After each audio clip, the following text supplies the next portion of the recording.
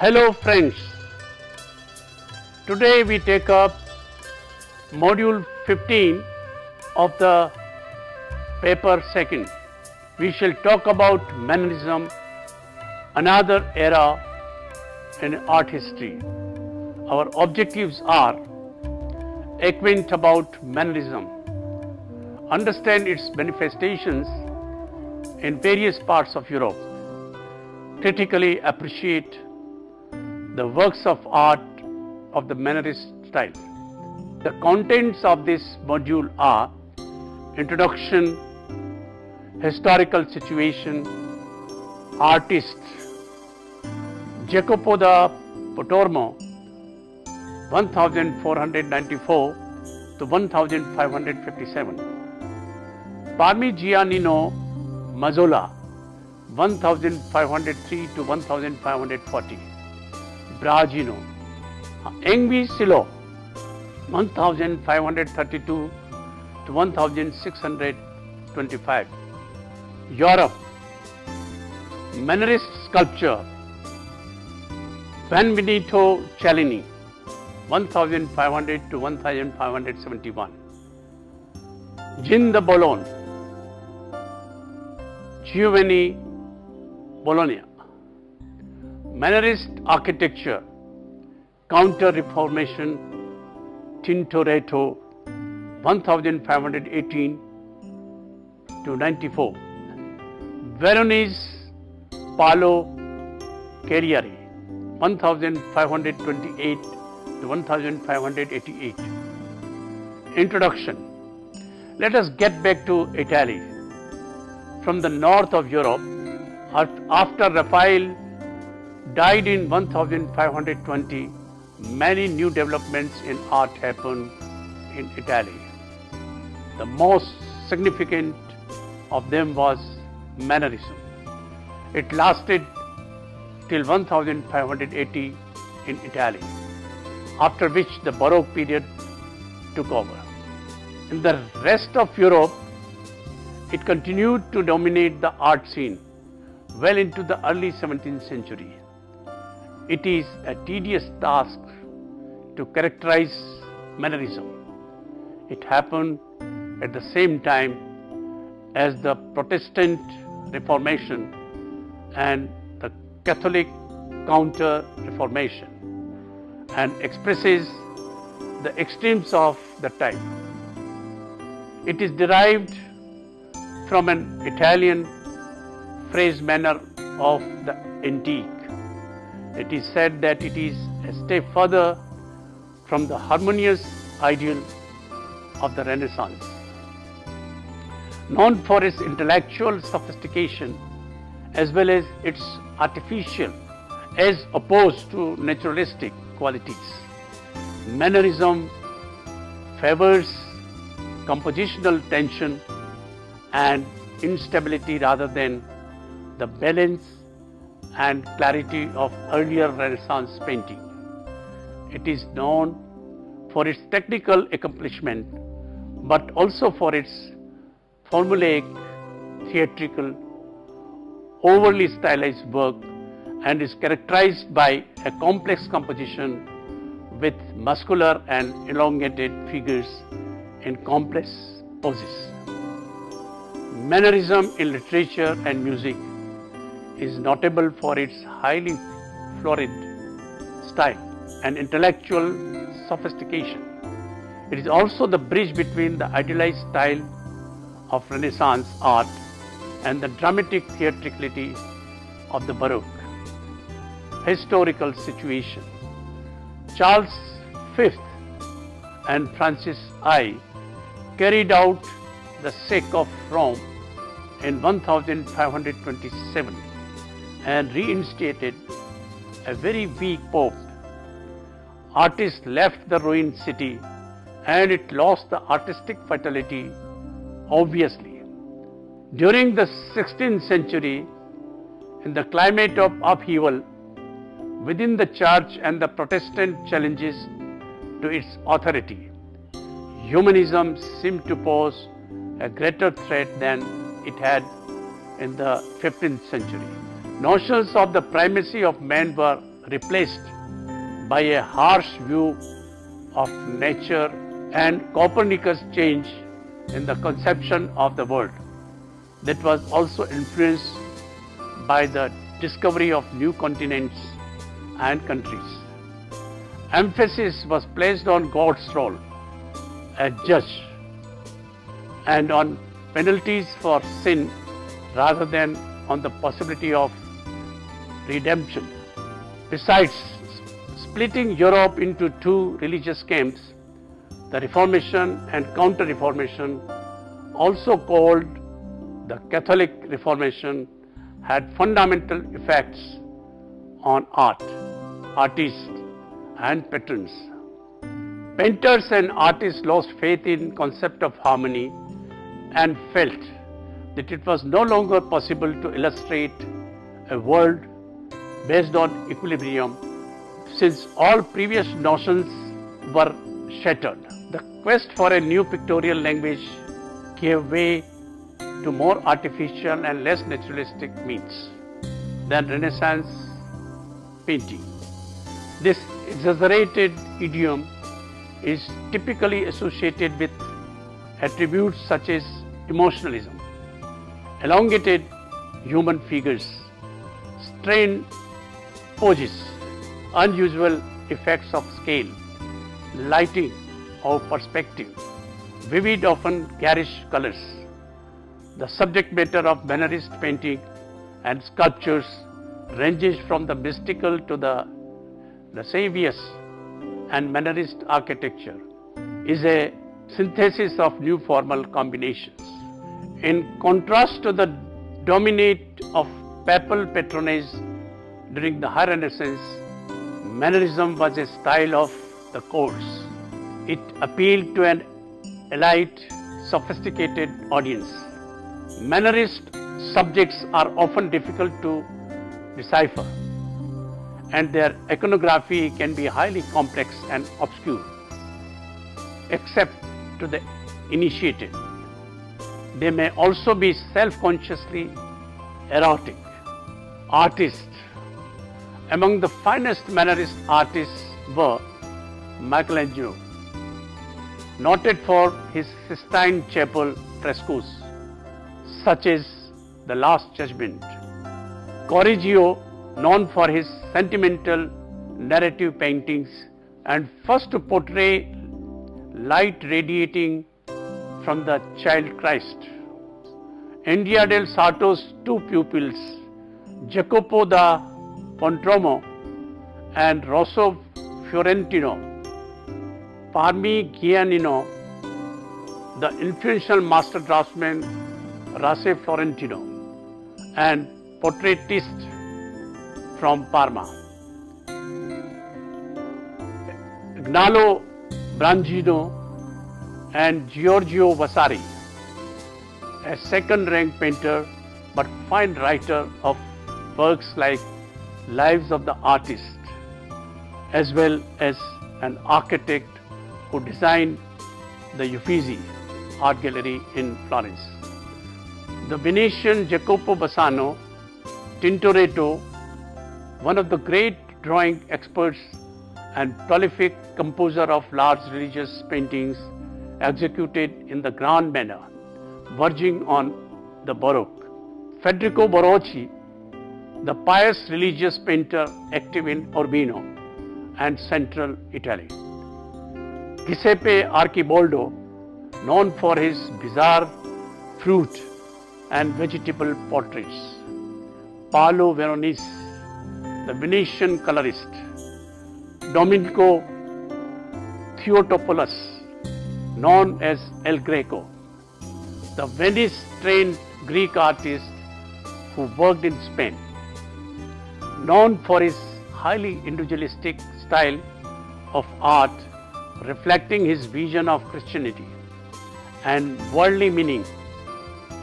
Annibale Carracci, also from Bologna, noted for his historical fresco paintings in the Farnese Gallery; and Adam Elsheimer, whose exquisite landscapes and nocturnal scenes poised between Tonebrism and chiaroscuro influenced the likes of Claude Lorrain, Rubens and Rembrandt. Mannerist sculpture was more expressive than its Renaissance predecessor and is exemplified by sculptors such as Gaia Bologna, Benvenuto Cellini, Alonso Berruguet, Juan de Juni, and Francisco Primitico, Jean Guzon, Germain Pilon, Barthélemy Prior, and Adrien de Brich. Jacopo da Pontormo, he painted the frescoes and altarpieces for the 100-year-old Capponi Chapel in the Church of Santa Felicita in Florence. And these are the earliest pieces of early Mannerist painting. His entombment below has an uneven composition with no reference of space because of clouds and shadowy ground.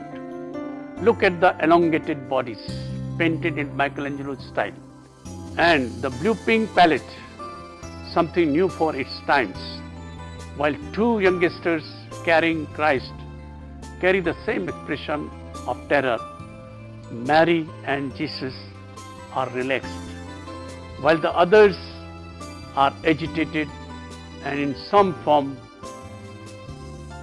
of movement. Parmigianino, 1503 to 1540. He worked in Parma, Rome and Bologna, and his career was fraught with conflicts and lawsuits. In this unfinished painting, look at the odd spatial juxtaposition and non-classical proportions that are typical of Mannerism. The Madonna has a long neck and the figures in the foreground are short from the waist up and long from the waist down. This creates a typical Mannerist. Figura serpentinata, her dress is in metallic color and not the usual blue. The pose of the baby Jesus is suggestive of his death pose. Look at the composition, in which many angels crowd the left side, suggestive of compositional inequality. The prophet in the right below is also an example of no spatial logic. Brogino, a generation after Parmigianino, Morangino was patronized by Medici. In this painting, Venus, Cupid, Folly and Time, meant as gift for Francis I. You will see all formal, iconographical, psychological characteristics of Mannerist art. Though this strange painting, it can be seen as most representative of the movement. There are 7 figures, 2 masks, and a dove interview in an intricate, claustrophobic, formal composition pressed breathlessly into the foreground plane. Note that all options of space have collapsed here. Each character, when seen individually, show exaggerated serpentinata pose, graceful forms, polished surfaces and delicate colors that characterize Mannerist art. The attention to silky textures, jewels and masks is consistent with Borgino's courtly aristocratic patronage. An old man, Time or Chronos, assisted by an outraged truth or night, pulls back a curtain to expose the couple. Lurking just behind Venus is a monstrous serpent which has the upper body and head of a beautiful young girl, and legs and claws of a lion crosses her hands to hold a honeycomb and the stinger at the end of her tail. This strange hybrid has been identified both as fraud and pleasure. Anguissola 1532 to 1625. There are many women painters in North Italy than any other place in Europe. Sophonisba Anguissola was very talented painter who was skilled at making miniatures, an important aspect of portraiture in the 16th century. In 1560, Anguissola accepted the invitation of the Queen of Spain to become a lady-in-waiting and court painter, a post she held for 20 years. In this painting, look at the textured variation of the dress, the coral and the gold jewelry, lace and fur, rendered delicately like her features. Her pendant depicts Minerva, Roman goddess of weaving as well as of war and wisdom. By referring to the goddess Minerva, Sophonisba associates both herself and her sister with artistic creativity. Before we move on to other bigger artists in Europe, let me remind you that Michelangelo's Last Judgment in Sistine Chapel, already discussed in Module 8, needs to be looked at again in the context of Mannerist painting. Rest of Europe. Meanwhile, Mannerism had begun to spread outside Italy. Rousseau took the style to France in 1530 and was followed there 2 years later by Francisco Primaticcio, who evolved an important French variant of Mannerism in his decorations done at the French royal court at Fontainebleau. Mannerism was transplanted and disseminated throughout Central and Northern Europe around mid-century through large numbers of engravings of Italian paintings and through the visits of northern artists to Rome to study. Bartholomeus Spranger and Heinrich Golgius, Hans von Achim, became important Mannerist painters, although the Dutch cities of Haarlem and Amsterdam became centers of new style. The most ambitious patronage was practiced at Prague by the Emperor Rudolf II. Spranger and others who worked for Rudolf evolved a rather bizarre and exotic Mannerism that occasionally degenerated into the merely grotesque and inexplicable. Look at some of his works.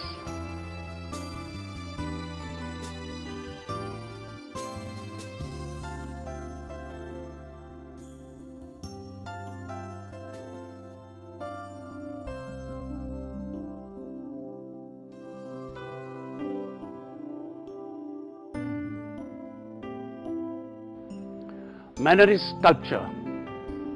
Michelangelo's Pieta is one of the important sculptures to be discussed as a part of Mannerist sculpture. For this, please look at the Module 8 again. We now look at other artists. Benvenuto Cellini, 1500 to 1571. Florentine goldsmith and sculptor, he worked at the French court at the Fontainebleau. In this gold and enamel table accessory transformed into an elegant sculptural ornament. You see that Neptune's ship was designed to contain the salt, and Earth's arc was meant for paper. Other figures on the base are representations of the seasons and times of day. Two main figures lean away from each other at impossible angles in the most Mannerist way, and visually balanced by glance, gestures and coordinated poses. They mirror each other with one bent and one straight leg. Jean the Ballon, 1529 to 1608. His Mercury, made in 1576, shows the increasing use and significance of open space in Mannerism. As he flies swiftly forward, his left foot is balanced on a breath of air blown by the detached head of a wind god. Mercury stretches upward, opening up a variety of spaces bounded by curves and diagonals, which enhance the sense of motion. Compared with the bronze David's Donatello and Verrocchio, this sculpture can be seen from multiple viewpoints, for the difference between the front view and the side view is considerable. Gaio Bologna has used the expanded formal movement and taste for virtuosity that are characteristic of Mannerism to convey an impression of swiftness and flight. Mannerist architecture. The most significant architecture of this period was by Andrea Palladio. He combined elements of Mannerism with the ideals of the High Renaissance.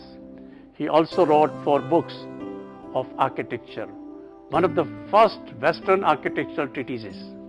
He studies Roman ruins and was interested in Pythagorean philosophy, relating musical ratio to harmony of the universe. He also published an illustrated edition of Vitruvius in 1556.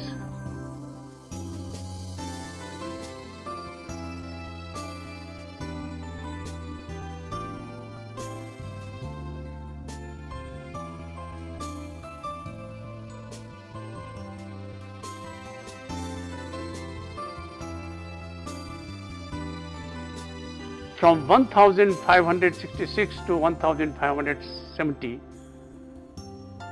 Palladio built the Villa Rotonda near the northern Italian city of Vicenza for a Venetian cleric. The facade is like the classical temple portico with Ionic columns. There are 4 such porticos on each side. The strict symmetry was both the classical and the Renaissance characteristics, while mimicking the Roman villa style. Passages radiate from a domed central chamber to each of the 4 exterior porticos that show different views of the surrounding landscapes. You will also see classically inspired statues at each angle of the pediments and the walls near the steps. Also look at Michelangelo's St. Peter's Basilica in Module 8, another example of Mannerist architecture. I am showing another image, that of Campidoglio, designed by Michelangelo with a giant order, a large pilaster that stretches from the bottom to the top of a facade. some more examples of Mannerist architecture.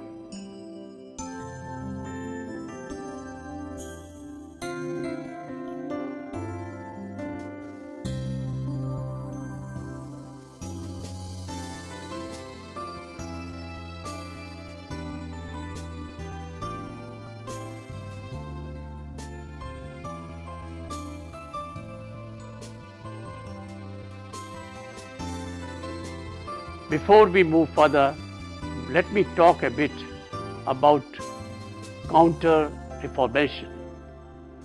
As it is known, Counter-Reformation Catholic Church continued to encourage religious art and insisted it was strictly religious in content, glorifying God and Catholic traditions, including the sacraments and the saints.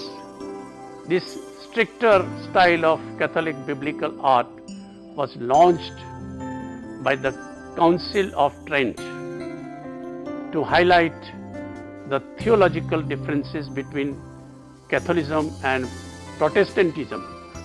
Its chief features were: any work of religious art should be direct, emotional and compelling in its narrative presentation, and nothing should be left to imagination.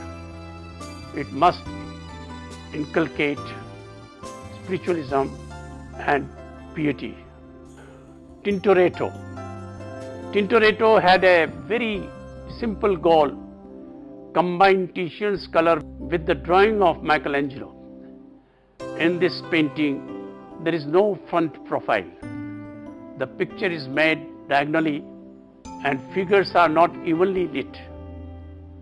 Mystical melodrama is key here. Look at the exaggerated poses